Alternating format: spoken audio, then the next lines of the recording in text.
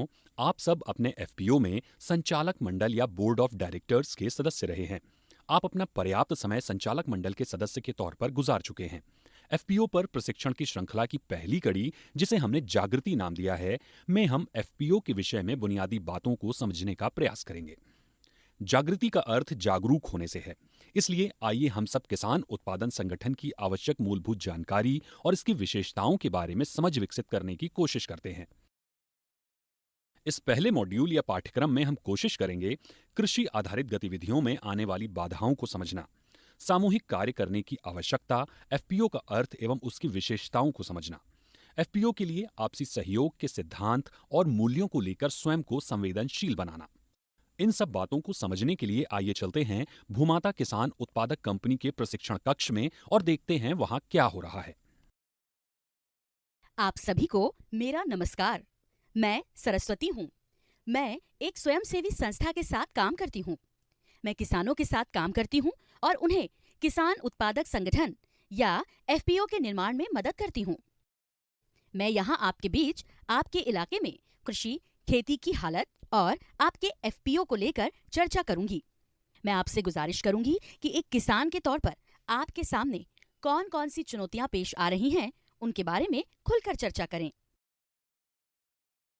मैं श्याम हूँ। मेरे पास 2 एकड़ जमीन है जो बारिश पर निर्भर है। मेरे परिवार में मेरी पत्नी और 2 बच्चे हैं जो स्कूल में पढ़ते हैं। मैंने बीज सप्लायर से अच्छी उपज वाली वैरायटी की लाल तुअर खरीदी थी, लेकिन उसमें से आधे बीज का ही अंकुरण हुआ। नतीजतन मुझे नुकसान हो गया और आधी लागत ही निकाल पाया। मैंने उर्वरक का खूब इस्तेमाल किया और काफी पैसा खर्च किया, लेकिन पैदावार में जरा भी बढ़ोतरी नहीं हुई। पैदावार से लागत का खर्च भी नहीं निकला।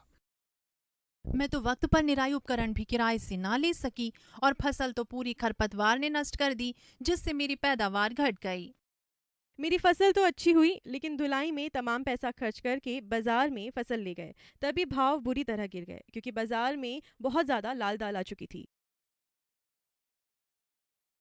आपके अनुभव सुनने के बाद हम कह सकते हैं कि किसानों को अच्छी किस्म के बीज और दूसरे इनपुट्स के लिए काफी ऊंची कीमत चुकानी पड़ती है। तकनीक की उपलब्धता भी बहुत कम है। लगातार कम पैदावार से नुकसान हो रहा है। खेती से आमदनी काफी कम है। केवल सस्ते सामान ही खरीद पाते हैं। खेती में केवल छोटा निवेश ही कर पाते हैं। नतीजतन कम निवेश, ऊंची लागत और कम आमदनी का चक्र खेती में लगातार जारी रहता है। जी, ये बिल्कुल सही है। इन विभिन्न दिक्कतों से अकेले अकेले निपटना कठिन होता है। तो ऐसे में एक सवाल उठता है कि क्या हम सब मिलकर इन चुनौतियों का सामना कर सकते हैं? जी हाँ, ये मुमकिन है। अगर हम एक समूह बनाकर बीज और दूसरी चीजों को एक साथ खरीदें, हम डिस्ट्रीब्यूटर से मोलभाव करके काफी सस्ते में खरीद सकते हैं और वो हमारे गांव में ही ये सब चीजें पहुंचा सकता है। इससे हम सबकी ढुलाई की लागत घट जाएगी, साथ ही समय भी बच जाएगा। हम अपनी जरूरत के मुताबिक बीज और दूसरी चीजें पा सकते हैं। हाँ, और यही काम हम अपनी पैदावार, उत्पाद, फसल बाजार में बेचते वक्त कर सकते हैं। अगर हमारे पास एक गोदाम हो जहां हम अपनी पैदावार, फसल रख सकें, और जब बाजार में सप्लाई कम हो, हम मोल भाव करके अच्छे भाव पर अपनी फसल बेच सकते हैं। अगर हमें उचित समय पर कम लागत में कृषि यंत्रों की व्यवस्था हो जाए तो हमें काफी मदद मिल जाएगी। हमें कम ब्याज पर ऋण भी उपलब्ध हो सकता है। बिल्कुल सही। जैसा कि आप लोगों ने बताया, हम सब लोग मिलकर उन तमाम दिक्कतों को दूर कर सकते हैं जिनसे हम अकेले अकेले जूझ रहे हैं। निम्नलिखित तरीकों से किसान सामूहिक रूप से मिलकर लाभान्वित हो सकते हैं। एक साथ मिलकर खेती के लिए आवश्यक चीजें खरीदें तो कृषि लागत में कमी की जा सकती है। किसानों की उच्च उत्पादन तकनीक और प्रशिक्षण तक पहुंच आसान हो सकती है। सामूहिक क्रय विक्रय करने से भंडारण, मार्केटिंग, ढुलाई की लागत काफी हद तक कम की जा सकती है। आधारभूत ढांचा तैयार करके प्रसंस्करण और मूल्य संवर्धन किया जा सकता है। मूल्य संवर्धन द्वारा उच्चतम मूल्य प्राप्त किया जा सकता है। सामूहिक रूप से उन्नत कृषि उपकरणों का इस्तेमाल करने से ऊंचे दर्जे की परिसंपत्ति खड़ी की जा सकती है। कम ब्याज दर पर ऋण की उपलब्धता से बड़ा निवेश करना मुमकिन है। ये ठीक लग रहा है। तो फिर सामूहिक तौर पर काम करने के मॉडल भी अलग अलग होंगे। हाँ, सामूहिक तौर पर काम करने का सबसे सही मॉडल है किसान उत्पादक संगठन, यानी फार्मर्स प्रोड्यूसर ऑर्गेनाइजेशन, जिसे एफपीओ भी कहा जाता है। किसान उत्पादक संगठन आपकी अपनी संस्था है। आप ही इसके मालिक हैं। आपका ही इस पर नियंत्रण होता है और इसका प्रबंधन भी आप ही करते हैं। एफपीओ अपने सदस्यों को बीज की खरीदी से लेकर फसल विक्रय तक की तमाम सेवाएं मुहैया करा सकता है। एफपीओ सहकारिता और कारोबार के दृष्टिकोण पर आधारित होना चाहिए। एफपीओ का फोकस कृषि इनपुट की गुणवत्ता, उन्नत तकनीक का उपयोग, संसाधनों तक पहुंच, प्रसंस्करण व मूल्य संवर्धन और भंडारण की सुविधा, मार्केटिंग आदि बातों पर होना चाहिए, ताकि वो अपने सदस्य किसानों को अधिक फायदा पहुंचा सकें। इसके लिए तो तमाम कार्य करने पड़ते होंगे ताकि सदस्यों को फायदा हो सके।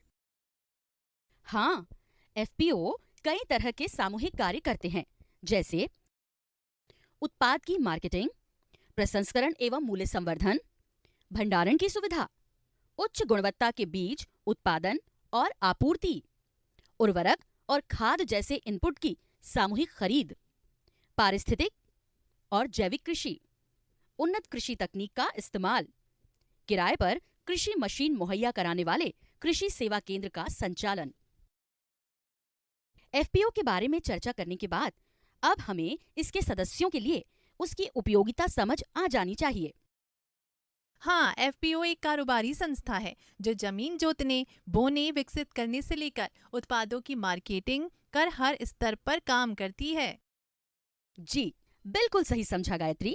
अच्छा, अब मैं एफपीओ की मुख्य विशेषताओं पर बात करूंगी। ये एक कारोबारी संस्था है जो उत्पादन पूर्व, उत्पादन के दौरान और उत्पादन के बाद की सारी सेवाएं मुहैया कराती हैं। ये स्वशासी और स्वतंत्र संस्था होते हैं।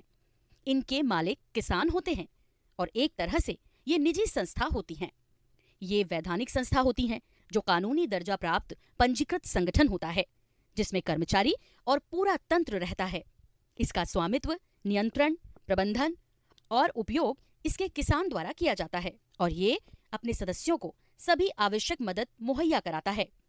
एफपीओ बनाने के लिए सदस्यों द्वारा पूंजी जुटाई जाती है। ये एक संचालक मंडल यानी बोर्ड ऑफ डायरेक्टर द्वारा स्वशासित होते हैं, जिनका चुनाव सदस्य करते हैं। ये एक लोकतांत्रिक संस्था होती है जिसमें हर एक सदस्य का एक वोट होता है। संक्षेप में एफपीओ का अर्थ निम्नानुसार है। एक किसान उत्पादक संगठन उत्पादकों के स्वशासी पंजीकृत संगठन होते हैं जो स्वेच्छा से एकजुट होकर स्वयंसेवी ढंग से अपनी आम आर्थिक आवश्यकताओं को पूरा करने के उद्देश्य से एक संयुक्त स्वामित्व और लोकतांत्रिक रूप से नियंत्रित उद्यम संस्था को संचालित करते हैं। एफपीओ अपने सदस्यों के आपसी हितों के लिए काम करते हैं ताकि दोनों को फायदा हो। आइए अब एफपीओ के अंतर्गत आने वाली चीजों, सेवाओं को सार संक्षेप में समझते हैं। हमने सीखा कि एक किसान अकेले अपनी कृषि आधारित गतिविधियों से जुड़ी चुनौतियों से निपट सकता है, इसलिए सामूहिक तौर पर काम करने की जरूरत है। एफपीओ किसानों को इन चुनौतियों से निपटने में मदद करते हैं। तो हमने जाना कि एफपीओ रजिस्टर्ड संस्था होती है जिस पर मालिकाना हक किसान सदस्यों का होता है और उनके द्वारा ही नियंत्रित होता है। एफपीओ कई तरह से कार्य करते हैं, जैसे इनपुट सप्लाई, बीज आपूर्ति व उत्पादन, सदस्यों को वित्तीय मदद, पैदावार बढ़ाने, उत्पादन संवर्धन, प्रसंस्करण, मूल्य संवर्धन एवं मार्केटिंग जैसी सेवाएं मुहैया कराते हैं। बहुत अच्छे। मैं बेहद खुश हूँ कि आप लोगों ने सभी मुख्य बिंदु अच्छी तरह से समझ लिए हैं। शुक्रिया आपका। एफपीओ क्या होते हैं, ये कौन सी सेवाएं देते हैं और ये अपने सदस्यों को किस तरह फायदा पहुंचाते हैं, कुल मिलाकर एफपीओ को लेकर हमारी अच्छी समझ बनी है।